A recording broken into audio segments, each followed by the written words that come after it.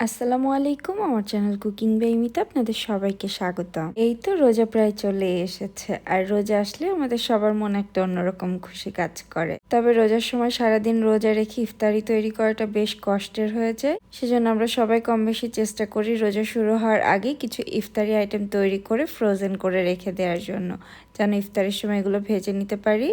এতে আমাদের কাজগুলো অনেক বেশি ইজি হয়ে যায়। একদমই ভিন্নভাবে চিকেন ডোনাটের একটা রেসিপি শেয়ার করব। এটা খেতে অসম্ভব মজার হয়।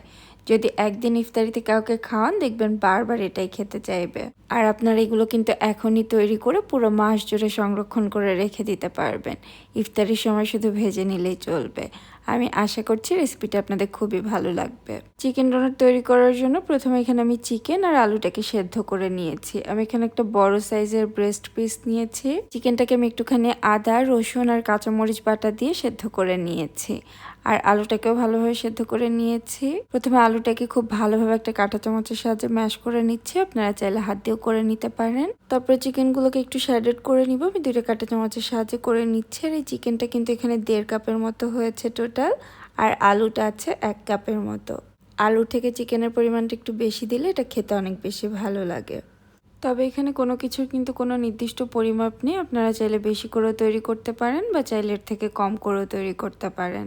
এখন এর সাথে দিয়ে দিচ্ছি স্বাদ মতো কিছুটা লবণ। লবণটা একটু বুঝে দিতে হবে, যেহেতু চিকেন সেদ্ধর সময় কিছুটা লবণ দিয়েছিলাম। দিচ্ছি 1/2 চা চামচ কালো গোলমরিচের গুঁড়া, 1/2 চা চামচ দিচ্ছি চিলি ফ্লেক্স। আপনারা চাইলে কিন্তু চিলি ফ্লেক্সের পরিবর্তে কাঁচামরিচ কুচিও ইউজ করতে পারেন। কিছুটা দিয়ে দিচ্ছি ধনিয়া পাতা কুচি, আর বেশ খানিকটা দিয়ে দিচ্ছি মোজারেলা চিজ। মোজারেলা চিজটা এখানে 1/2 কাপের মতো নিয়েছি। তবে চিজটা অপশনাল, দিলে খেতে অনেক বেশি ভালো লাগবে আর বাচ্চারা অনেক বেশি পছন্দ করবে। তবে দিতে না চাইলে না দিলেও চলবে। এখন এই সব কিছুকে একসাথে খুব ভালোভাবে মেখে নিচ্ছি।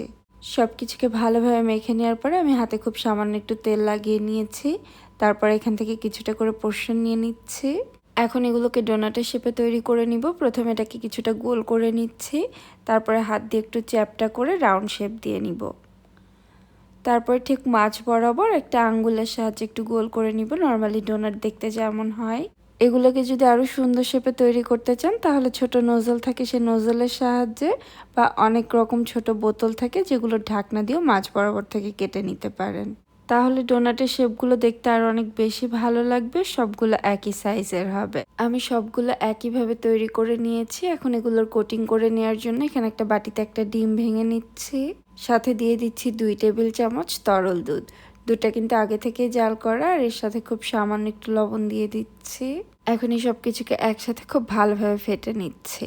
এটাকে ফেটে নেওয়ার পর এখানে কিছুটা ব্রেড ক্রামস নিয়েছি। আর এটা আমার ঘরে তৈরি করা ব্রেড ক্রামস। পাউরুটিটাকে ব্লেন্ডারে দিয়ে গুঁড়া করে নিয়েছি। অনেক সময় আমরা অনেক রকম রেসিপি তৈরি করি যেটাতে ব্রেডের সাইডের অংশটাকে কেটে নিতে হয়। সেটাকে ফেলে না দিয়ে কিন্তু খুব ইজিলি আপনারা এভাবে ব্রেড ক্রামস তৈরি করে নিতে পারেন। এখন একটা করে ডোনাট নিয়ে প্রথমে ডিমের ভেতরে ভালোভাবে ডিপ করে নিচ্ছি। তারপর এটাকে ব্রেড ক্রামসে ভালোভাবে গড়িয়ে নিতে হবে। একইভাবে আমি সবগুলো চিকেন ডোনাট খুব ভালোভাবে ডিমের ভেতরে ডিপ করে এটাকে কোটিং করে নিয়েছি। এখন এগুলোকে একটি এয়ারটাইট কন্টেনারে ভরে 1 মাসের জন্য ডিপ ফ্রিজে সংরক্ষণ করে রাখবো। আমি সংরক্ষণ পদ্ধতিটাও একটু বলে দিচ্ছি। এগুলোকে এভাবে কোটিং করে নেওয়ার পরে প্রথমে 15 থেকে 20 মিনিটের জন্য ফ্রিজে রেখে দিবেন। এতে কিছুটা শক্ত হয়ে যাবে, তাহলে একটা আরেকটার সাথে লেগে যাবে না। তখন এটাকে জিপলক ব্যাগ বা যে কোনো এয়ারটাইট কন্টেনারে ভরে 1 থেকে 1.5 মাস পর্যন্ত সংরক্ষণ করে রাখতে পারবেন। তবে আমি এখনই আপনাদের কয়েকটা একটু ভেজে দেখিয়ে দিচ্ছি। তেলটা যখন মিডিয়াম গরম হয়ে এসেছে, আমি চিকেন ডোনাটগুলো দিয়ে দিয়েছি। যেহেতু ওপরে ব্রেড ক্রামস দিয়ে খুব বেশি গরম তেলেও দেওয়া যাবে না, আবার খুব বেশি আঁচেও ভাজতে যাবে না, তাহলে কিন্তু খুব দ্রুত কালার চলে আসবে। তবে এগুলো ভাজতেও খুব বেশি সময় লাগে না। চুলার আঁচটাকে মিডিয়ামে রেখে অল্প কিছুক্ষণের মধ্যে ভেজে নেওয়া যায়। যেহেতু ভেতরের সবকিছু আগে থেকে কুক করা, খুবই অল্প সময় এগুলো তৈরি হয়ে যায়। আমি এগুলোকে কয়েকবার উল্টে পাল্টে গোল্ডেন ব্রাউন করে ভেজে নিয়েছি। খুব সুন্দর একটা কালার চলে এসেছে। এখন তেল ঝরিয়ে উঠিয়ে নিচ্ছি।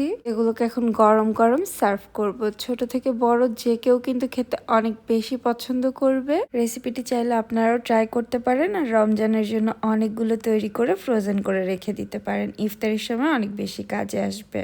আর আমার রেসিপিটি ভালো লেগে থাকলে একটি লাইক এবং কমেন্ট করতেও ভুলবেন না। এই রমজানে ইফতারি স্পেশাল আর কি কি রেসিপি দেখতে চান সেটাও কমেন্ট করে জানাতে পারেন। আজকের মতো এখানেই বিদায় নিচ্ছি। আবার নতুন কোনো রেসিপি নিয়ে চলে আসবো। সে পর্যন্ত সবাই অনেক বেশি ভালো থাকবেন আর আমাদের জন্য দোয়া করবেন। আল্লাহ হাফেজ।